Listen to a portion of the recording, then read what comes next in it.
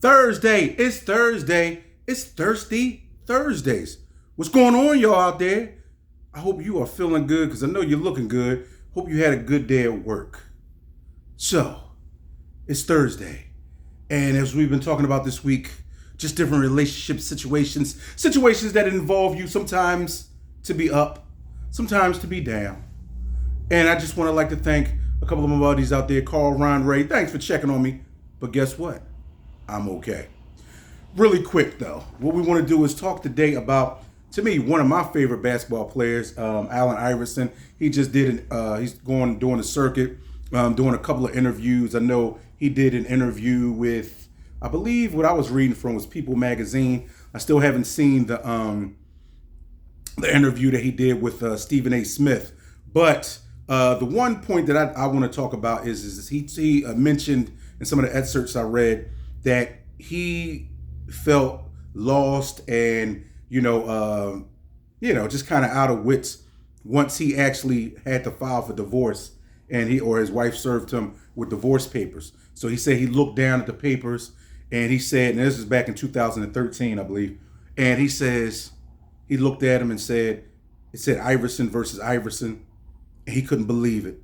And as he was watching scrimmages, either for the Sixers or Georgetown, tears just started coming down his eyes, and he just couldn't believe what was going on. Now, for those who don't know, he was high school sweethearts with Tawana, and they had 5 kids together, I believe the oldest being around 30. Now listen, for me, you ain't gonna get much Allen Iverson slander, and today is the same way. But it just goes to show you, sometimes, and once again, as I always point out, I've never been married, but when you are raising a family, there are different things that come up. There are different things that make you question certain things. So like us here in Philly, we knew, AI was the man. He was all over the place. He was the man, not to go too far into detail, but most people who know from that era, especially any of these, high profile athletes, even though he's at the iconic status or level, these guys do a lot of extracurricular things. So he was no different in a lot of ways. And I'm sure that's what was a part of his issue or his wife's issue as far as their marriage is concerned. Because a lot of times people look at it and they say, okay, well, money is cool and all that other kind of stuff, but I need you to be here doing for me what I need you here doing for me. So, what happens is that you'll have these situations where, and even on a lot lower level, you'll find it where you got a guy that's working hard, he does a lot, and he feels as though he can entertain other women because he takes care of home. And as we all know, that is not the case, especially as any of us start to get older and you start to see some of the error of your ways. So a big part of the article, though, is that, because we talked a little bit about that last week with Diddy, is redemption. So he said that what happened was that he begged and begged and begged his wife to take him back because, they had been together or known each other for, 35 years. 35 years, yo. That is a long time. And that's what happens sometimes, I feel like, with people, with couples. You get together, and especially when you're together for a long time, and what I'd consider a long time, I'd say 15 years or more together when it's on and off, but mostly on, is that you kind of become more of like, it's more than just a romantic thing.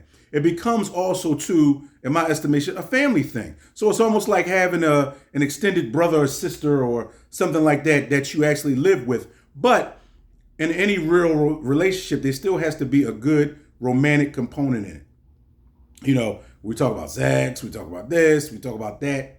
And also, too, the wantingness, because I'm going to tell you, one of my biggest failures and the bad part about not having the family situation work out is that now it's all of these other entities that can start creeping in. You start dating somebody else, she starts dating somebody else. You never know what type of influence that these people have, especially if you got a bonehead that introduces your kids to somebody and you don't even know, and you don't even know that's going on. So you got a lot of different things that will happen.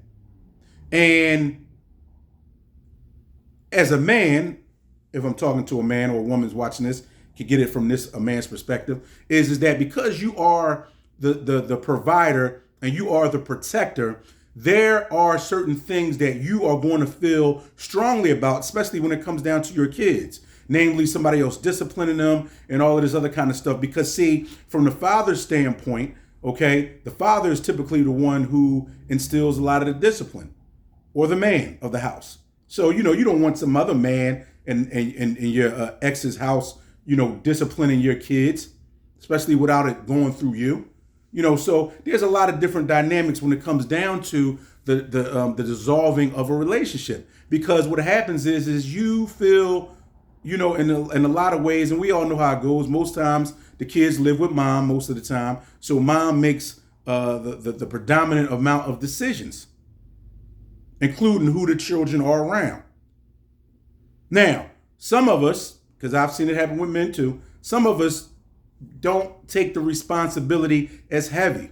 Like, I'll give you, for instance, for me, I haven't introduced my kids to anybody. And I think the importance of that is because as young ladies, I want them to grow up and understand the respect of themselves and understand that although sometimes things don't work, you still carry yourself to a higher level because you are a lady. And some people may say, well, great. Well, guys are gentlemen and everything like that. Yes. But the difference with women is women are the ones who grant the access to sex. They are the ones who grant access to their bodies. So men, unless they're some weirdos, men can't do anything until the access is granted by the who. That's right, the lady. So what happens is that even as young ladies, a man is going to always want to make sure that his kids are protected to the fullest, regardless as to who they're around, especially when they're smaller kids. So, and I'm sure, because AI's kids are a little older, but I'm sure, some of these same thoughts, went through his head, as they do a lot of men's heads, when it's time to deal with issues of, hey, who you got the kids around, who you this, who you that. Because, like, for me, if I got the kids around another woman, I mean, the chances are, if she is disciplining the kids, it's not going to be but so harsh anyway, because I would step in. And physically, I'm sure, I could stop it. But on the other hand, physically, your ex, if it's a woman, she is going to have a harder time stopping that other guy disciplining or dealing with your kids, because it's a physical thing, right? So that's just one issue. But another thing too is that, and I think that he's ultimately learned, and he said it is that changing your ways before you get to this point. And I get it, he's one of those one-on-ones, iconic level, superstar, great talent, Hall of Famer, has always had a lot of things at his disposal, including money and things like that. So for him, kind of being out doing him and everything was probably a part of the regular day, a part of a regular day in the life. And I'm telling you, when I tell you, in my history of watching sports and being in the Philadelphia area, I've never seen any kind of movement like his, where wherever he went, club, bar, pizza store, anywhere, that he was always the center of a whole bunch of attention. It was like having a rock star in your town, except he played basketball. So what can any of us learn from this? What do most of us already know from this? Is that when you're doing a lot of your stuff on the side, sometimes you may lose your main course. Because we all know how much that hurts. It's, oh my God, I found out she went out and she was with somebody else. Oh Lord, she's seeing somebody else, she's this, she's that. So at a certain point in age, you start to realize, I don't want that pain. I don't want to feel that pain at all. So you know what I'm going to do? And this is probably what AI finally did, say, look, man, you know what? I'm going to do a better job, even if I still do, you know what I mean? To face value, I'm not going to be sloppy. I'm not going to be all over the place. You're not going to catch me on social media. And that's one thing I give to him he was good at. You never seen him with any other women. So I got to respect the heck out of him for that. You never seen that. Even after he got divorced, you never seen him running around like that or taking a bunch of pictures with a bunch of women. So I got to give him a lot of props on that. Whereas some other guys, even superstars, they're good with they're not good with doing that, and they get caught out there like that. But you tell me what you think.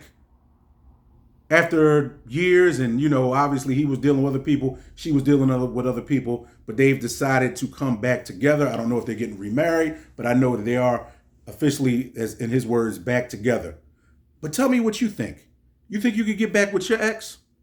Do you think that you're the one that made the mistake and you should say, come on back here, girl.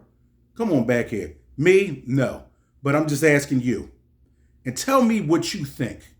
And, there's a game on tonight. That's right, Thursday night football. Oh, and the Phillies are playing tonight. Good luck to both of them. But they're already rich. And even if I'm talking to you and you're rich, you know what I want you to do. Live life. Don't let life live you.